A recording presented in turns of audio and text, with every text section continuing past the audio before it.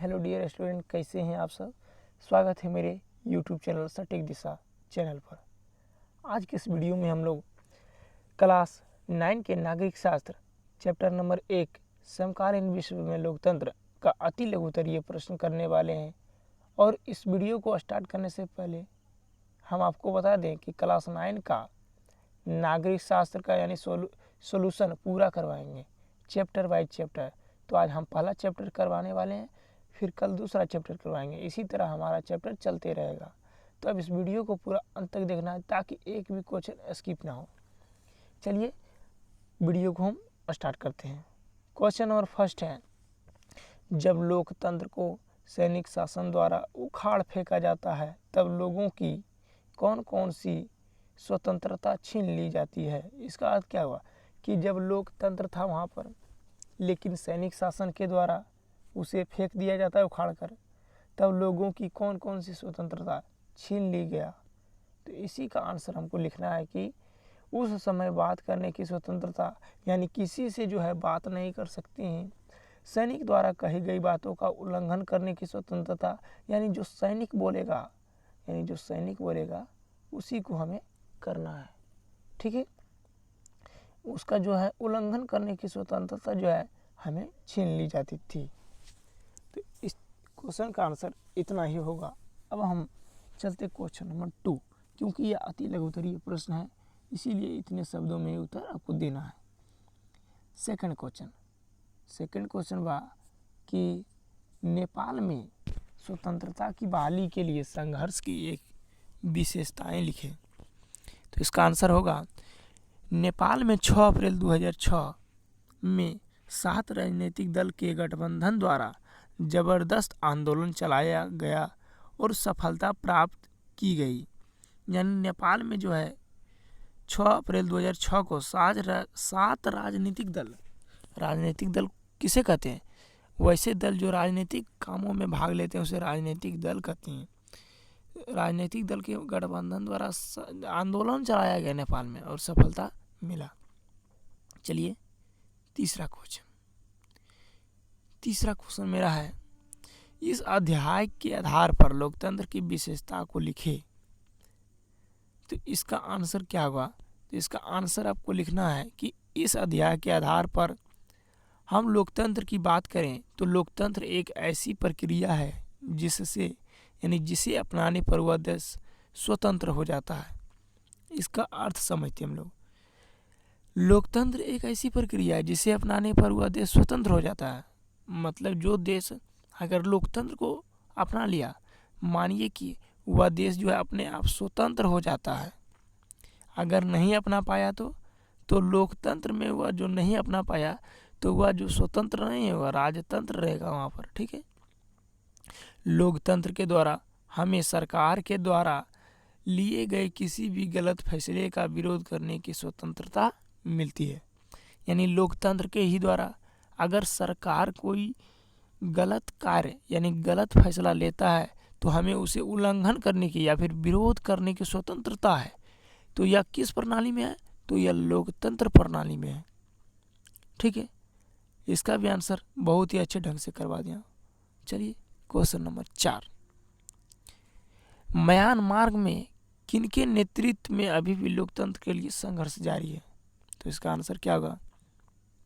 इसका आंसर होगा, आंग सांग सूची के नेतृत्व में अभी भी म्यांमार में लोकतंत्र के लिए संघर्ष जारी है।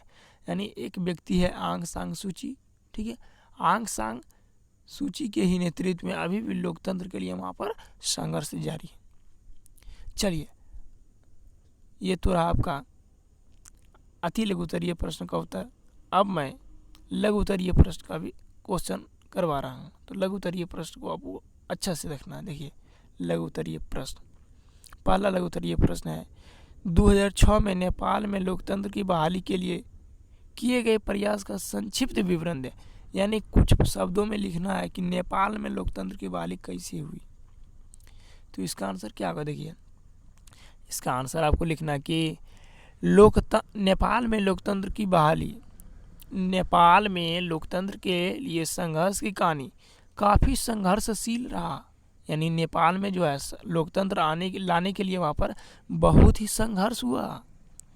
6 अप्रैल 2006 से ही, यानी 6 अप्रैल 2006 को 7 राजनीतिक दल के द्वारा जबरदस्त आंदोलन चलाया गया और इस आंदोलन को सफलता भी मिली। ठीक है, लोकतंत्र की बहाली के लिए नेपाल की जनता बेचैन थी, यानी लोकतंत्र की बहाली के लिए वहाँ के जो जनता थी सब बेचैन थी। वह सोच रहा था कि हमारे देश में भी लोकतंत्र आए। इसी बेचैनी के आक्रोश के आगे राजशाही को झुकना पड़ा और इसी बेचैनी, इतना उत्साह देखकर वहाँ के जो जनता थे उसका उत्साह देखकर वहाँ के राजा को झुकना पड़ा। अंततः, यहाँ पर लिखना है, यहाँ पर स्पेलिंग गलत है, अंततः यानी अंत में, अंततः 24 अप्रैल 2006 को नेपाल लोकतांत्रिक देश बना। तो इस क्वेश्चन का आंसर बहुत ही अच्छे ढंग से मैंने करवा दिया। चलिए क्वेश्चन नंबर दूसरा क्वेश्चन है, चिली में लोकतंत्र के बहाली के लिए संघर्ष का संक्षिप्त विवरण दें। इसका आंसर में क्या लिखना है आपको? चिली में 11 सितंबर 1973 को लोकतंत्र समाप्त कर सैनिक शासन स्थापना की गई थी। यानी चिली में 11 सितंबर 1973 को क्या किया गया? तो लोकतंत्र को ख़त्म कर दिया गया और ख़त्म करके वहाँ पर सैनिक शासन व्यवस्था लाया गया था। चिली भी एक लोकतंत्र देश बनना चाहता था। तो चिली भी एक देश था, वह भी विश्व के सभी देशों को तरह वह भी लोकतंत्र बनना चाहता था। राष्ट्रपति सल्वाडोर आयेंदे की हत्या कर, यानी पर जब लोकतंत्र था तो लोकतंत्र में वहाँ पर सल्वाडोर आयेंदे राष्ट्रपति था चिली का, लेकिन राष्ट्रपति सल्वाडोर की हत्या कर अगस्तो पिनोशे ने 17 वर्ष तक चिली पर शासन किया। यानी राजाओं का शासन था वहाँ पर, सैनिक का शासन कर रहा था। कौन कर रहा था? तो Augusto Pinochet, general Augusto Pinochet. उसने 1988 में जनमत संग्रह कराने की निर्णय लिया और अगस्तो पिनोशे ने 1988 ईस्वी में जनमत संग्रह यानी लोगों का बैठक करवाने का मतलब कि वह निर्णय लिया और मतदान हुई, और वहीं पर मतदान हुई, लेकिन पासा पलट गया। क्या हुआ? पासा पलट गया और मिशेल बैचेले को राष्ट्रपति निर्वाचित की गई। देखिए कितना ही मज़ेदार पॉइंट था। 1988 में जनमत संग्रह कराने का निर्णय लिया, कौन लिया? तो अगस्ते पिनोशे। लेकिन क्या हुआ? तो पासा गया पलट और वहाँ के जो राष्ट्रपति है मिशेल बैचेले को चुनी गई। यानी सैनिक को ख़त्म कर दिया गया, फिर से लोकतंत्र लागू किया गया। चलिए ये तो दूसरा क्वेश्चन था। अब तीसरे क्वेश्चन की ओर बढ़ते हैं हम लोग। तीसरा क्वेश्चन क्या है? तीसरा क्वेश्चन है, पोलैंड में लोकतंत्र की स्थापना किस प्रकार हुई? तो इसका आंसर क्या लिखना है? देखिए, पोलैंड में पुलिस यूनाइटेड वर्कर्स की तानाशाही थी। मतलब कि पोलैंड में एक पार्टी थी जिसका नाम था पुलिस यूनाइटेड वर्कर्स, यानी मजदूर की तानाशाही थी। मतलब वहीं उसी का राज चलता था। वहाँ हड़ताल करना भी गैर कानूनी थी। यानी कि वहाँ पर अगर कोई हड़ताल करता है तो वह उसे पकड़कर तुरंत जेल में डाल दिया जाता था। फिर भी साहस कर एक महिला लेकिन एक महिला जो लेक वालेसा नाम की थी वो बहुत ही साहसी थी। वहाँ पर साहस करके मजदूर संघर्ष करवाया और एक नया मजदूर संगठन सोलिडेरिटी का गठन किया। नया संगठन का गठन किया जिसका नाम था सोलिडेरिटी। पोलैंड में बहुत सारे आंदोलन होने के कारण सरकार ने मजदूर संगठन से समझौता कर चुनाव की। यानी पोलैंड में बहुत सारा आंदोलन होने लगा इस संगठन के कारण जिसका नाम है सोलिडेरिटी, और सरकार ने मजदूर जो संगठन था सोलिडेरिटी से समझौता करके चुनाव किया। और चुनाव करने के बाद देखिए क्या हुआ। तो पोलैंड में 100 सीटों पर चुनाव हुआ, 100 सीट पर चुनाव हुआ, ठीक है, जिसमें सोलिडेरिटी पार्टी को 99 सीट लाया, 99 सीट मिल गया। बताइए कितना ज़्यादा मात्रा में इसको सीट मिला। और लेक वालेसा पोलैंड की राष्ट्रपति चुनी गई। तो इस प्रकार पोलैंड एक लोकतांत्रिक देश बना। तो ये रहा पोलैंड के संघर्ष की कहानी का एक विवरण। चलिए क्वेश्चन नंबर हम चौथा में चलते हैं। चौथा प्रश्न क्या? देखिए चौथा प्रश्न आपका है कि लोकतंत्र के विस्तार में फ्रांसीसी क्रांति की भूमिका का वर्णन करें। यानी लोकतंत्र के विस्तार में फ्रांसीसी क्रांति का क्या भूमिका थी? इसका आंसर होगा लोकतंत्र के विस्तार में फ्रांसीसी क्रांति की अहम भूमिका थी। 1789 की फ्रांसीसी क्रांति लोकतंत्र के लिए संघर्ष की प्रेरणा दी। यानी जो 1789 की फ्रांसीसी क्रांति थी वह सभी देश को लोकतंत्र होने के लिए प्रेरणा दे दिया। इस क्रांति ने विश्व में स्वतंत्रता, समानता और बंधुत्व का नारा बुलंद करवाया और इसी के कारण सभी देशों ने लोकतंत्र के लिए लड़ाई लड़ी। अगर 1789 की क्रांति नहीं होती तो आज पूरा विश्व लोकतंत्र से वंचित रहता। यह बात बिल्कुल ही सत्य है कि अगर जो हमको यानी अभी जो हमारा जो 1789 की क्रांति नहीं होता उस समय, तो आज हम लोग भी लोकतंत्र से वंचित रहते हैं। तो इसका आंसर आप लोग कर लीजिएगा। चलिए क्वेश्चन नंबर पाँचवा क्या है? संयुक्त राष्ट्र में लोकतांत्रिक परंपराओं के निर्वाह की स्वरूप की समीक्षा करें। देखिए इसका आंसर होगा आपको लोकतांत्रिक परंपराओं के निर्वाह में संयुक्त राष्ट्र विश्व भर में एक संस्था है। संयुक्त राष्ट्र क्या है? एक संस्था है जिसके अंतर्गत 193 राज्य सदस्य या संस्था लोकतांत्रिक ढंग से कार्य कर रही है। लोकतंत्र समानता के सिद्धांत पर आधारित है और सभी जनता के बीच समानता का सिद्धांत राष्ट्र में भी विद्वान है। यानी संयुक्त राष्ट्र भी नहीं चाहता है कि वहाँ पर लोकतंत्र ना हो, वह भी चाहता है कि सभी देशों में लोकतंत्र हो और 193 राज्य का एक संगठन जिसका नाम है संयुक्त राष्ट्र। चलिए क्वेश्चन नंबर छठा क्वेश्चन है कि और लोकतांत्रिक राज्यों में जनता को किन किन कठिनाइयों से गुजरना पड़ता है, उदाहरण सहित लिखें। यानी जिस राज्य में लोकतंत्र नहीं है वहाँ पर कैसे कठिनाई हो रहा है, किस प्रकार कठिनाई से गुजर रहा है वह। इसका आंसर होगा और लोकतांत्रिक राज्यों में जनता को बहुत सारे कठिनाई से गुजरना पड़ रहा है।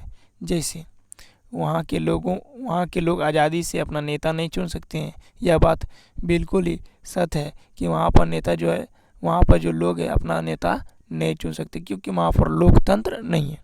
और वहाँ के राज्य पर शासन कर रहे लोगों की अनुमति के बिना, यानी वहाँ के जो राज्य है जो वहाँ पर जो शासन कर रहा है उसके अनुमति के बिना कोई राजनीतिक दल का गठन नहीं कर सकते हैं। ये दूसरा कठिनाई।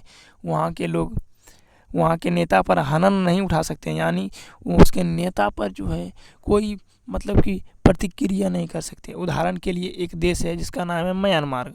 अभी भी लोकतंत्र के लिए वहाँ पर प्रयास जारी है। तो ये आपका 6 नंबर क्वेश्चन का आंसर रहा। चलिए सातवां प्रश्न बा कि विश्व स्तर पर लोकतंत्र के विस्तार के लिए अपना सुझाव दें। इसका आंसर होगा विश्व स्तर पर लोकतंत्र का अर्थ होता है जनता का शासन। लोकतंत्र के विस्तार के लिए कई चरणों से गुजरना पड़ता है। लोकतंत्र सबसे पहले फ्रांस में 18वीं शताब्दी में यूरोप में हुआ। यानी लोकतंत्र की बहाली कहाँ पर हुआ? तो 1789 यानी 18वीं शताब्दी में यूरोप में फ्रांस की क्रांति से शुरू हुई। 1789 की फ्रांसीसी क्रांति ने बाकी सभी देशों को एक प्रेरणा दी कि सभी देशों में लोकतंत्र क्या है? आवश्यक है। लोकतंत्र के बिना कोई भी देश अपने अनुसार नहीं चल सकती है। इसलिए लोकतंत्र पूरे विश्व में आवश्यक है। तो इस क्वेश्चन का आंसर इतना लिख लीजिएगा, आपका 2 नंबर कोई काटने वाला नहीं होगा। चलिए इस वीडियो का लास्ट प्रश्न है और लघुत्तरीय प्रश्न का भी लास्ट क्वेश्चन बा कि लिच्छवी गणतंत्र पर एक टिप्पणी लिखे। तो इसका आंसर क्या होगा? लिच्छवी लोकतंत्र के अध्ययन के क्रम में सबसे पहले प्राचीन भारत में लोकतांत्रिक शासन व्यवस्था की स्थापना लिच्छवी में हुआ। यानी लिच्छवी लोकतंत्र के अध्ययन करें तो हमें पता चलता है कि सबसे पहले प्राचीन भारत लोकतांत्रिक शासन व्यवस्था में स्थापना हुआ लिच्छवी का।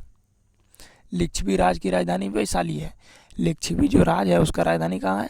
तो वैशाली है। वैशाली एक जिला है, ठीक है, वहीं पर लिच्छवी का राजधानी थी। भारत में लोकतंत्र के विकास के लिए भी एक महत्वपूर्ण स्थान है। मतलब भारत में लोकतंत्र के विस्तार के लिए भी एक महत्वपूर्ण स्थान है किसका? लिच्छवी का। लिच्छवी गणतंत्र की शासन व्यवस्था लोकतंत्र के सिद्धांत पर आधारित थी जिसे भारत में आधुनिक लोकतंत्र का उद्गम स्थल कहा जाता है। यानी कि लिच्छवी गणतंत्र का सिद्धांत किस पर आधारित थे, तो लोकतंत्र के सिद्धांत पर आधारित थी, जिसे भारत में आधुनिक लोकतंत्र यानी अभी जो लोकतंत्र है उसका उद्गम स्थल, यानी वहीं से जो स्टार्ट हुआ, स्टार्टिंग पॉइंट कहा जाता है। उद्गम स्थल का मतलब क्या होता है, स्टार्टिंग यानी स्टार्टिंग पॉइंट्स। ठीक है, तो मैंने जो है इसमें अति लघु उत्तरीय प्रश्न, लघु उत्तरीय प्रश्न दोनों का सल्यूशन कर दिए हैं। अब नेक्स्ट वीडियो आपको मिलेगा, एक वीडियो किसका, तो मिलेगा आपको दीर्घ उत्तरीय प्रश्न, फिर दूसरा नंबर चैप्टर का वीडियो मिलेगा। इसी तरह आपको जो है पूरा नागरिक शास्त्र यानी जितना भी चैप्टर है नागरिक शास्त्र में सबको ख़त्म किया जाएगा। तो मिलते हैं नेक्स्ट वीडियो में। आप लोग कमेंट करके ज़रूर बताएं क्या ये वीडियो आपको कैसी लगी। अगर आप कमेंट करते हैं तो मैं और अधिक वीडियो बनाने का प्रयास करूँगा ताकि आप लोग को ज़्यादा से ज़्यादा हेल्प हो सके।